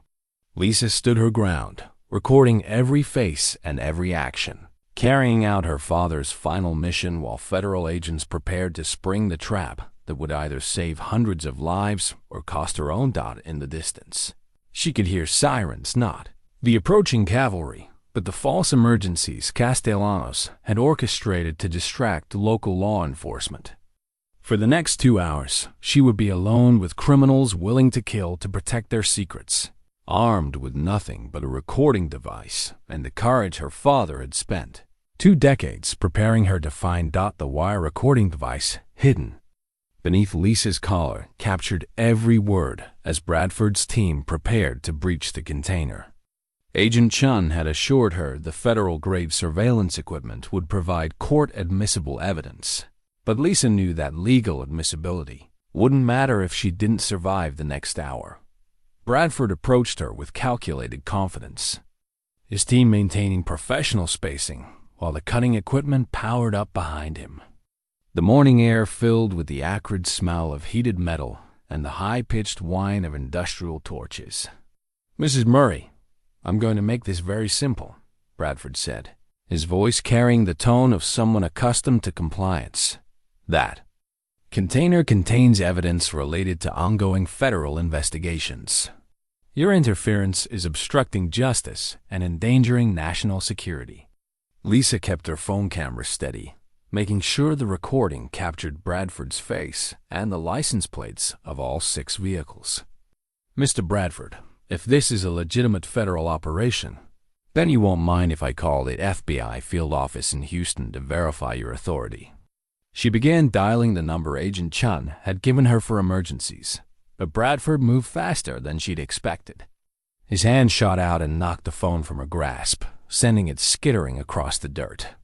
"Ma'am, you're under arrest for obstruction of a federal investigation." Bradford reached for her arm, but Lisa stepped back, her hands raised peacefully. "Under arrest by whose authority? I don't see any badges, warrants, or federal identification." The question hung in the air as Bradford realized he'd made a tactical error. Claiming federal authority without proper identification was a crime in itself, and his aggressive response to Lisa's phone call suggested desperation rather than legitimate law enforcement procedure. Bob Rodriguez approached from the perimeter, clearly uncomfortable with the direction the confrontation was taking. "Cole, maybe we should reconsider." "Rodriguez, shut up and let me handle this." Bradford's sharp response revealed tensions within their group and confirmed the recording device's suspicion that Rodriguez was involved but not in charge. Lisa seized the opportunity to press her advantage. "Mr. Rodriguez, as a town council member, don't you think you should verify the legal authority before allowing federal property to be removed from our county?" Rodriguez's face flushed with embarrassment and anger. "Mrs. Murray, you don't understand the complexity of this situation. I Understand that you're helping unidentified men with cutting equipment access property that I've legally claimed.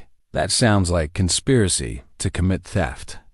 The accusation hit its mark.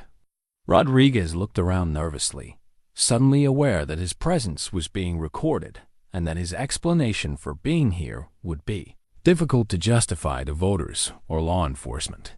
Bradford's patience finally snapped. "Enough. Rodriguez, get her out of here.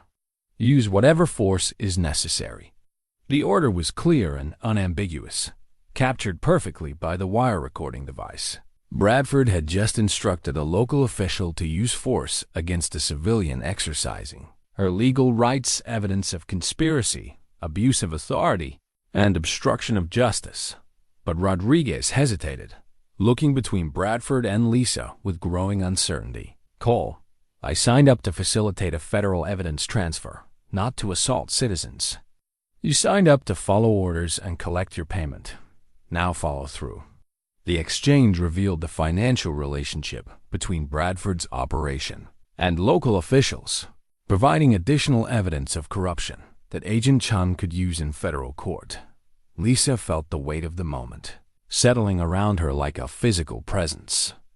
Everything her father had worked for, everything Agent Chun's task force had prepared for, was culminating in this confrontation on a dusty piece of foreclosed land in rural Texas. "Mr. Bradford," she said, her voice steadier than she felt, "I need you to understand something. My father worked for 20 years to document the crimes your organization has committed. He died protecting evidence that could save hundreds of people who are currently being held against their will." Bradford's expression shifted slightly, showing the first hint of uncertainty she'd seen from him. "Your father was a dock worker who stuck his nose where it didn't belong. My father was a federal informant who documented every aspect of your trafficking operations. The container you're trying to steal contains evidence that will destroy everyone involved in this network." The revelation clearly caught Bradford off guard. His hand moved instinctively toward the weapon concealed beneath his jacket, a gesture that the recording device captured along with his shocked expression. "That's impossible. We eliminated all the federal contacts in 1987. Lisa smiled grimly. "You eliminated the ones you knew about. But my father worked directly with federal authorities for 20 years after that, documenting current crimes, not just historical ones." Bradford signaled his team, and Lisa watched as weapons appeared, in the hands of men who had clearly been prepared for this possibility. The peaceful evidence collection had transformed into an armed confrontation, with Lisa standing alone between criminals and the evidence that could destroy them. "Mrs. Murray, you're going to walk away from here and forget everything you've seen. Or you're going to join your father in whatever hole we put him in."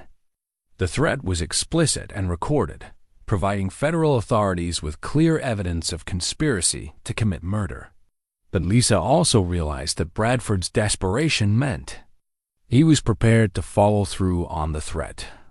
"Mr. Bradford, before you make any decisions you can't take back, you should know that this entire conversation is being recorded by federal surveillance equipment. 24 FBI agents are monitoring this site right now, and they've heard every word you've said." Bradford's eyes narrowed as he processed the implications. "You're bluffing." "Am I? Then why don't you test that theory by threatening to kill a federal witness while standing on property that's under federal surveillance?" The standoff stretched between them like a taut wire, Bradford weighing his options while his team maintained their positions around the container. Lisa could see the cutting equipment was nearly ready to breach the lock, but she could also see uncertainty creeping into the faces of men who had signed up for a clean extraction, not an armed confrontation with federal authorities. Rodriguez broke the silence with obvious panic in his voice. "Cole, if the FBI is really monitoring this site, then we need to abort immediately. I can't be connected to this kind of operation. Rodriguez, if you walk away now, you'll never see another payment from our organization, and you'll spend the rest of your life looking over your shoulder.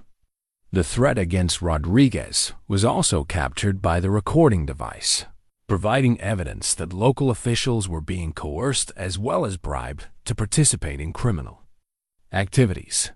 Lisa realized that Bradford was making increasingly desperate decisions, each one providing more evidence for federal prosecutors while also escalating the danger to everyone present. The morning sun climbed higher, casting sharp shadows across, a confrontation that would either end with arrests and justice or with violence that would add more names to the list of people who had died trying to stop this network dot in the distance. She could hear helicopters approaching, whether federal authorities or additional criminal support. She couldn't tell.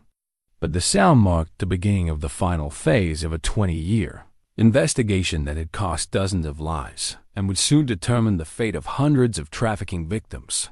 Bradford made his decision, raising his hand in a signal that sent his team into action. Lisa stood her ground, knowing that her father's evidence and her own courage were the only things standing between justice and the continued suffering of innocent people who deserve better than a world where criminals operated with impunity. The federal arrest warrant in Agent Chun's hand represented 20 years of meticulous investigation finally reaching its culmination.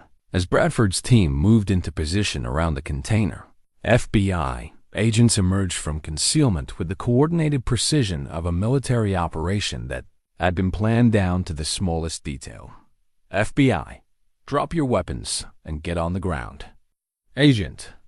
Chun's voice cut through the morning air with absolute authority as federal agents appear from behind vehicles, trees, and equipment scattered across the foreclosed property. Bradford's team found themselves surrounded by agents with superior positioning and overwhelming firepower. Bradford's hand froze halfway to his weapon as he realized the tactical situation had shifted beyond salvage. His 12 operatives were facing over 20 federal agents who had been monitoring every word and movement for the past hour. Cole Bradford, you're under arrest for conspiracy to commit murder, obstruction of justice, human trafficking, and racketeering, Agent Chun announced as she approached with the warrant. You have the right to remain silent. Lisa watched as Bradford's carefully controlled facade crumbled.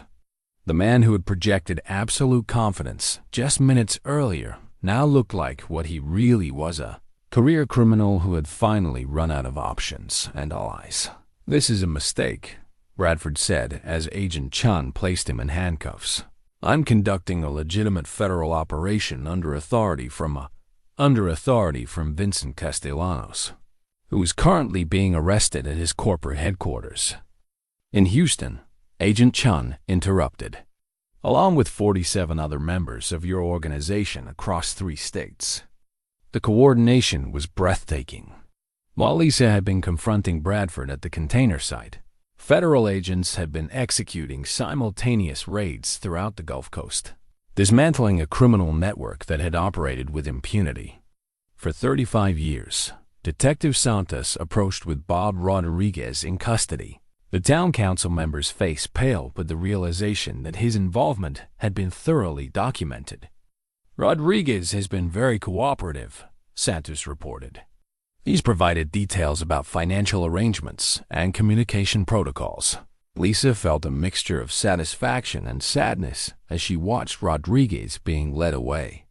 He wasn't an evil man, just a weak one who had allowed financial pressure to compromise his integrity. But his cooperation would help prosecutors build cases against the truly dangerous members of the organization. Agent Chun handed Lisa a tablet displaying real-time updates from the coordinated raids. Mrs. Murray, I want you to see what your courage has accomplished. The screen showed federal agents at facilities throughout Texas and Louisiana, rescuing people who had been held against their will. The faces were young teenagers and young adults who should have been starting careers or families instead of being trapped in situations too horrific to fully comprehend. How many? Lisa asked. 237 people recovered so far, with more facilities being identified as we processed the evidence. Your father's documentation was so thorough that we knew exactly where to look. Lisa watched as medical personnel attended to rescued victims, understanding that her father's 20-year sacrifice had finally achieved its purpose. The evidence he'd preserved hadn't just brought justice to historical crimes, it had saved lives in real time. The container lock was cut away by federal technicians using proper evidence preservation protocols. As the doors swung open, Lisa got her first look at what her father had risked everything to protect. The interior was a sophisticated preservation environment, climate-controlled and organized with the meticulous attention to detail that had characterized her father's entire investigation. Documents were stored in waterproof containers, photographs were preserved in archival sleeves, and digital storage devices were protected in specialized cases. But it was the wall of photographs that took Lisa's breath away. The dozens of faces victims whose suffering her father had documented, federal agents who had died protecting the investigation, and family members who had lost loved ones to a criminal network that had seemed untouchable. Agent Chun stood beside her as they examined the evidence. Your father turned this container into a memorial as well as an evidence repository. Every person represented here has been waiting 35 years for justice. Lisa found a photograph of Jim Morrison, the dock worker who had been murdered in 1987 for threatening to testify. Beside it was a recent photograph of his widow, now 87 years old, still waiting for someone to be held accountable for her husband's death. She's gonna get that accountability, Agent Chen said quietly. Bradford's arrest today is just the beginning. We have enough evidence to prosecute every level of this organization, from street-level operatives to corporate executives to government officials. The federal investigation had uncovered corruption that reached into state government, federal agencies, and multinational corporations. Castellano's maritime solutions had been used as a front for criminal activities that generated hundreds of millions of dollars annually while destroying thousands of lives. Lisa's phone buzzed with a call from Sarah, who had been monitoring news reports of the federal raids. Lisa, are you safe? The news is saying there were arrests throughout the region. I'm safe, Sarah. It's over. What's over? Lisa looked around the container site, where federal agents were processing evidence and Bradford's team was being transported to detention facilities. 35 years of injustice. Dad's investigation is finally complete. As the sun reached its zenith, Lisa felt a profound sense of completion.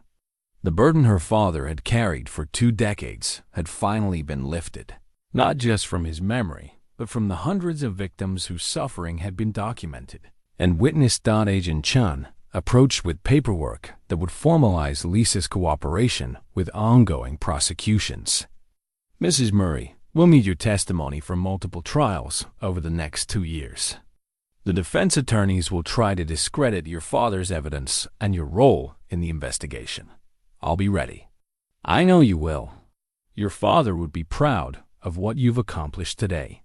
Lisa thought about her father's final video message, his instructions about courage and justice, his confidence that she would have the strength to finish what he'd started.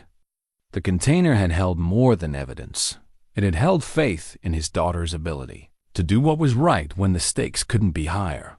The federal arrest warrant represented validation of everything her father had believed about the possibility of justice. Vincent Castellanos, Cole Bradford, and dozens of other criminals would finally face consequences for decades of violence and exploitation. But more importantly, the rescued victims would have the chance to rebuild their lives, to return to families who had never stopped searching for them, to reclaim futures that had been stolen by people who treated human beings as commodities. As Lisa walked away from the container site for the last time, she carried with her the knowledge that sometimes ordinary people can accomplish extraordinary things when they refuse to let evil triumph through their silence. Her father had shown her the way, but she had found the courage to walk it herself. The investigation that had begun with a desperate woman claiming an abandoned container had ended with the destruction of a criminal empire and the rescue of hundreds of innocent victims. Justice had been delayed for 35 years, but it had not been denied. 6 months after the arrests, Lisa stood before a bronze memorial plaque that would ensure her father's sacrifice was never forgotten. The dedication ceremony in Millbrook's town square drew a crowd larger than the community had seen since the county fair in 1995, with federal agents, rescued victims, and family members of those who had died fighting the corruption that had infected their community for decades. The inscription read, "In memory of Thomas Murray and all dock workers who died protecting their community from corruption. Their courage ensures that truth prevails over silence and justice triumphs over fear."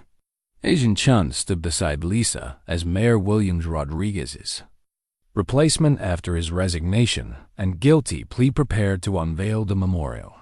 The FBI had used the federal reward money for information leading to major convictions to establish a scholarship fund that would help young people from Millbrook attend college without the crushing debt that had once seemed inevitable for families in declining communities.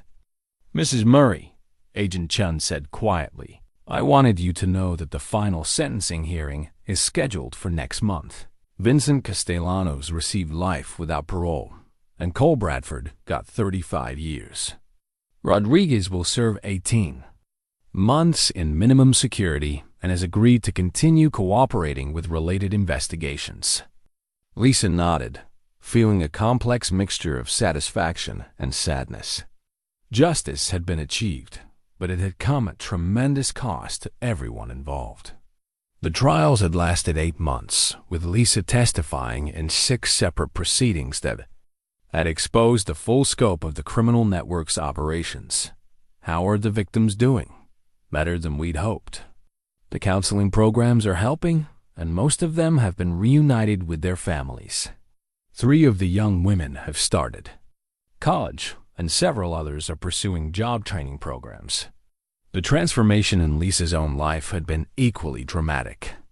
The federal reward money had eliminated her financial struggles, allowing her to purchase a modest house near the town square and establish herself as a victims' rights advocate. But more importantly, she had found a sense of purpose that went beyond mere survival. Sarah approached with Emma, who had been allowed to return to Millbrook for the ceremony. At 19, Lisa's daughter had the kind of quiet strength that reminded everyone of her grandfather, and her decision to study criminal justice in college had been inspired by learning about her family's role in the investigation. "Mom, there's someone here who wants to meet you," Emma said, gesturing toward an elderly woman being assisted by a younger man. Lisa recognized her immediately from the photographs in her father's container, Jim Morrison's widow. Clara, now 88 and frail, but determined to attend the ceremony that would honor her husband's memory. "Mrs. Morrison," Lisa said, taking the older woman's hands gently, "I'm so grateful you could be here." Clara's eyes were bright with tears and something else peace, perhaps, or the kind of relief that comes from finally seeing justice after decades of waiting. "Your father never forgot what happened to my Jim. For 35 years, he carried that burden so the rest of us didn't have to." The conversation was interrupted by the arrival of Marcus Webb, the real Marcus Webb, who had emerged from witness protection to testify in the trials and was now working with federal authorities to identify other cold cases connected to the criminal network. "Lisa, there's something I wanted to give you," Marcus said, pulling out a small wrapped package. "Your father asked me to hold on to this until the investigation was complete." Inside the package was her father's watch, the same one he'd worn to work every day for 30 years, with an inscription Lisa had never noticed. "Time reveals all truth. Love, Dad." The memorial service began with remarks from survivors who credited Lisa's courage with saving their lives. Maria Santos, a young woman rescued from a trafficking facility in Louisiana, spoke about returning to her family after 3 years of captivity. Her testimony reminded everyone that the investigation had been about more than historical justice. It had been about protecting people who were suffering in the present. Detective Santos, now retired and serving as Millbrook's interim police chief, introduced Lisa as the keynote speaker. As she walked to the podium, Lisa thought about the night she'd first seen the container, desperate and broken, with nothing left to lose except the hope of something better. My father taught me that courage isn't the absence of fear, it's doing what's right, even when you're terrified of the consequences. Lisa began, her voice carrying clearly across the assembled crowd. For 20 years, he lived with secrets that could have destroyed our family if they'd been discovered. But he also lived with the knowledge that someday someone would have the strength to finish what he'd started. She looked out at the faces gathered before her federal agents who had risked their careers to pursue justice, community members who had supported her when everyone else thought she was delusional, and survivors who represented the ultimate victory over those who had tried to reduce human beings to commodities. The container that started this investigation is being preserved as evidence for future prosecutions. But what it really contained was my father's faith that truth would eventually triumph over deception, that courage would overcome fear, and that ordinary people could accomplish extraordinary things when they refused to accept that injustice was inevitable. After the ceremony, Lisa walked through downtown Millbrook, noting the changes that federal investment had brought to the community.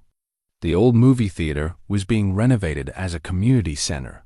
New businesses were opening in previously abandoned storefronts, and the sense of resignation that had characterized the town for decades was being replaced by cautious optimism. Mrs. Chen approached as Lisa paused in front of the restored diner where she'd once counted every dollar twice before spending it. "Lisa, you know your father would be proud of what you've become." "Mrs. Chen, I'm still the same person who cleaned offices and waited tables." "No, you're not. You're the person who proved that sometimes the most important battles are fought by people who have nothing left to lose except their integrity."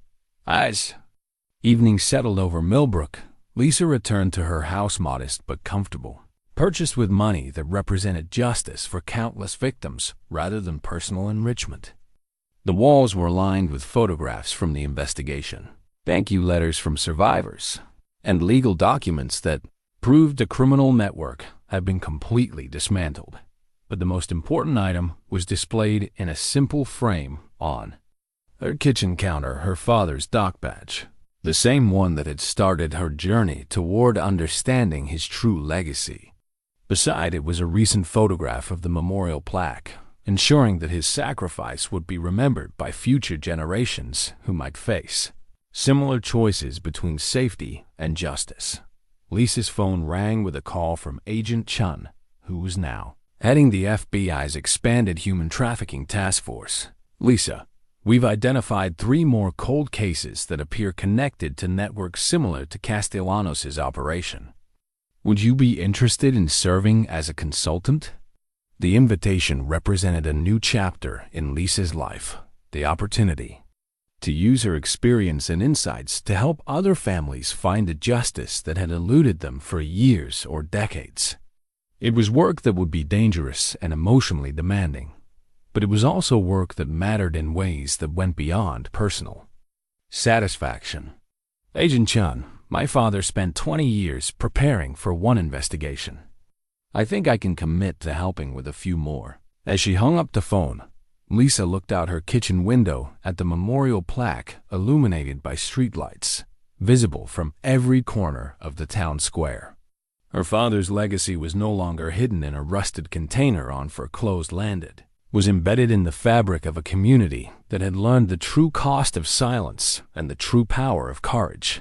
The investigation that had begun with a desperate woman's last gamble had ended with the rescue of hundreds of victims and the destruction of a criminal empire. But more importantly, it had proven that justice delayed is not always justice denied. And that sometimes the most important victories are achieved by people who refuse to accept that the world can't be made better through the actions of ordinary citizens with extraordinary determination. The container was empty now, its secrets finally revealed, and its evidence preserved in federal archives. But the courage it had required to open it, the willingness to risk everything for the possibility of justice, remained alive in the people whose lives had been touched by the investigation and transformed by the knowledge that truth, however long suppressed, eventually finds a way to emerge into the light.